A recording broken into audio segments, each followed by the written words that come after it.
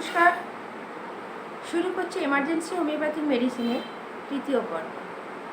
আগের দিন আমি বলেছিলাম ডায়াস্কোরিয়া পর্যন্ত। আজকে আমি পরের ওষুধগুলোর সম্বন্ধে বলবো। খাতা পেন নিয়ে নিশ্চয়ই রেডি হয়ে আছেন। একদিকে ওষুধগুলো লিখুন, পাশাপাশি তার সিমটমসগুলো লিখতে থাকুন। তাহলে এমার্জেন্সিতে আপনাদের ওষুধগুলো প্রয়োগ করতে সুবিধা হবে। পরের ওষুধটি ছিল জেলসিমিয়াম। জেলসিমিয়াম কখন দেবেন? জেলসিমিয়াম হঠাৎ করে গরম থেকে এসে হিট স্ট্রোক যেটা বলে, খুব দুর্বলতা লাগছে, শুয়ে পড়লো, একদম আর পারছে না, হাত পা একদম লেটিয়ে গেছে, নড়াচড়া করতেই পারছে না, ভীষণ দুর্বলতা। তখন যদি জেলসিমিয়াম 200 3 ঘন্টা বাদে বাদে দেওয়া হয়, তাহলে কিন্তু রোগী সুস্থ বোধ করে। এছাড়া জেলসিমিয়ামের আরেকটা সিমটমস হলো এর স্টেজ ফ্রাইট। ধরুন কারোর কোথাও পরীক্ষা আছে বা ইন্টারভিউ আছে বা কোনো স্টেজ প্রোগ্রাম আছে, অনেকেরই দেখা যায় যে সেইখানে বেরোবার সময় একটা প্যানিক হয়, খুব ভয় ভয় লাগে, করতে পারবো কি পারবো না, পরীক্ষা কেমন হবে, বারবার পটি পায়, পেট গুড়গুড় করে, হাত পা কাঁপে।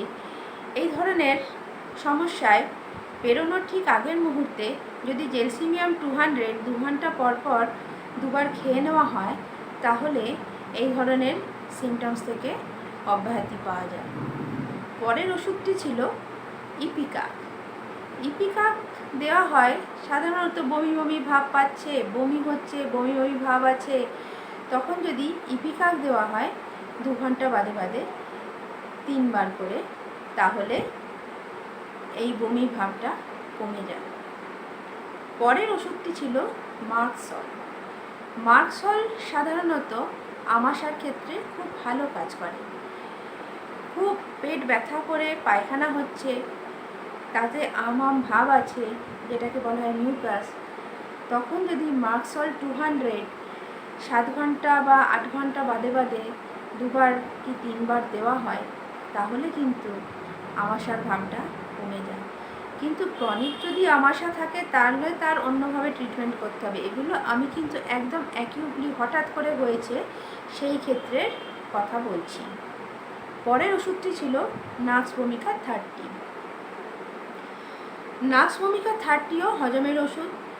খুব নেমন্ত্রণ বাড়িতে খুব রিচ খাওয়া দাওয়া হয়েছে, প্রচুর মাছ মাংস খাওয়া হয়েছে, বাড়িতে এসে পেট ঢাই করছে, জোয়া ঢেকুর দিচ্ছে, তখন যদি নাক্স ভূমিকা 30 3 ঘন্টা বাদে বাদে 2 বার কি 3 বার খেয়ে নেওয়া হয়, তাহলে হজমটা ভালোভাবে হয় আর জোয়া ঢেকুরগুলো কমে যায়।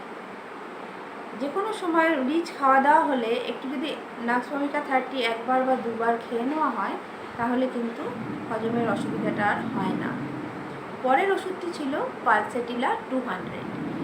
পালসেটিলা 200 ইউজ করা হয় যখন খুব তেল মশলা জাতীয় খাবার, বিশেষত তেলে খাবার, ভাজাভুজি খুব বেশি খাওয়া হয়েছে, তারপরে পেট ব্যথা হচ্ছে বা অম্বল হয়েছে বা খুব পাতলা পায়খানা হচ্ছে, আর জল পিপাসা একদম নেই, সেক্ষেত্রে পালসেটিলা 30 4 ঘন্টা বাদে বাদে যদি 3 বার দিয়ে দেওয়া হয়, তাহলে কিন্তু আমার এই পেট ব্যথা বা পায়খানা পুরোপুরি কমে যায়।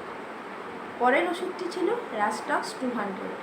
রাস্টক্স 200 এইরকম রেনি সিজনে, মানে বর্ষা বাদলে ভিজে, বৃষ্টিতে ভিজে এসে যে জ্বর হয় বা গায়ে হাতে ব্যথা, সর্দি হচ্ছে, হাঁচি হচ্ছে, তখন যদি একবার বা 2 বার রাস্টক্স 200 4 ঘন্টা বাদে বাদে 2 বার খেয়ে নেওয়া হয়, তাহলে এই বৃষ্টিতে ভিজে যে জ্বর সর্দি কাশিগুলো হয়, সেগুলো আর হয় না।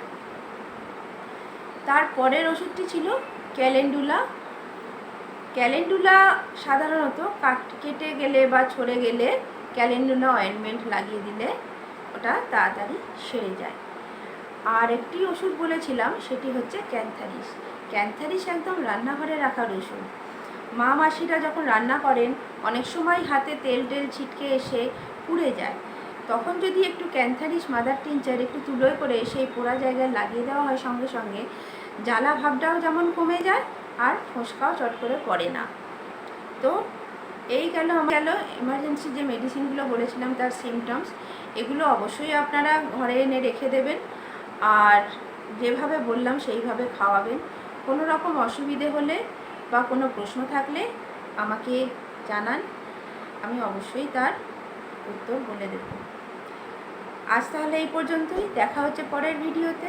ততদিন ভালো থাকবেন, আর আমার চ্যানেলটিকে সাবস্ক্রাইব করে ফলো করতে থাকুন। আর যদি অন্য কোনো বিষয়ের ওপর আপনাদের জানার ইচ্ছা থাকে, সেই বিষয়ে ভিডিও দেখতে চান, আমাকে লিখে জানান, আমি অবশ্যই চেষ্টা করব সেই বিষয়ের ওপর ভিডিও বানাতে। আজ তাহলে আসি, নমস্কার।